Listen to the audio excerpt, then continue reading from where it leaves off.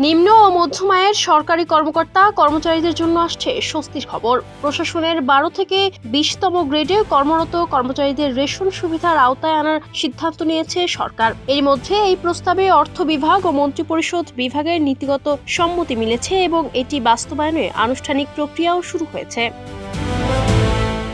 মন্ত্রিপরিষদ বিভাগ সূত্রে জানা গেছে, গত মে মাসে অনুষ্ঠিত জেলা প্রশাসক সম্মেলনে পিরোজপুরের জেলা প্রশাসক প্রথম এই প্রস্তাবটি উত্থাপন করেন। সেখানে বলা হয়, মূল্যস্ফীতির কারণে কম বেতনের সরকারি কর্মচারীরা তীব্র আর্থিক সংকটে ভুগছেন। অনেক ধার দেনা ও ঋণের চাপে মানসিকভাবে বিপর্যস্ত হয়ে পড়ছেন, যা তাদের দাপ্তরিক দায়িত্ব পালনেও নেতিবাচক প্রভাব ফেলছে। এই প্রেক্ষাপটে রেশন সুবিধা চালু হলে কর্মচারীদের মানসিক চাপ কমবে এবং কাজের প্রতি মনোযোগ বাড়বে।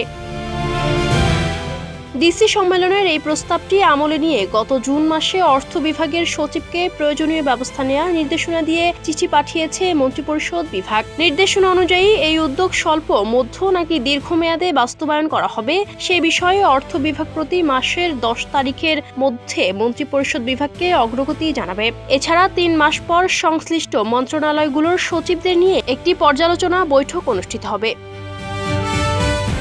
মন্ত্রিপরিষদ বিভাগের মাঠ প্রশাসন অধিশাখার উপসচিব মোহাম্মদ মামুন গণমাধ্যমকে জানান, ডিসি সম্মেলনের সিদ্ধান্তগুলো দ্রুত বাস্তবায়নের জন্য সব মন্ত্রণালয়ের সচিবদের চিঠি দিয়ে তাদের করণীয় নির্ধারণ করে দেওয়া হয়েছে। প্রতি মাসের 10 তারিখের মধ্যে কাজের অগ্রগতি মন্ত্রিপরিষদ বিভাগে জমা দিতে বলা হয়েছে। বর্তমানে দেশের 10টি শৃঙ্খলা ও বিশেষায়িত বাহিনীর সদস্যরা সরকার নির্ধারিত সুলভ মূল্যে রেশন সুবিধা পেয়ে থাকেন। এর মধ্যে রয়েছে সশস্ত্র বাহিনী, পুলিশ, বিজিবি, আনসার, কারা অধিদপ্তর, ফায়ার সার্ভিস, এনএসআই, এসএসএফ, দুদক এবং মাদকদ্রব্য নিয়ন্ত্রণ অধিদপ্তর। উদাহরণস্বরূপ, পুলিশ বাহিনীতে 4 সদস্যের একটি পরিবারের জন্য মাসে 20 কেজি চাল, 20 কেজি আটা, 2 কেজি ডাল, 4.5 লিটার সয়াবিন তেল এবং 2 কেজি চিনি বরাদ্দ থাকে।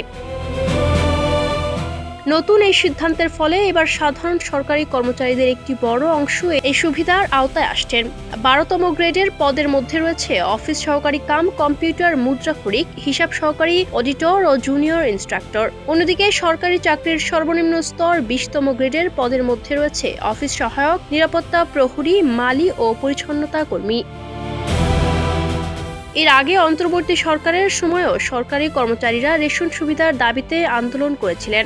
সে সময় খাদ্য উপদেষ্টা আলী ইমাম অর্থ বিভাগকে এ বিষয়ে চিঠি দিলে বিষয়টি নীতি নির্ধারণী পর্যায়ে গুরুত্ব পায়। Ayesha Akter Swarna, Campus Times.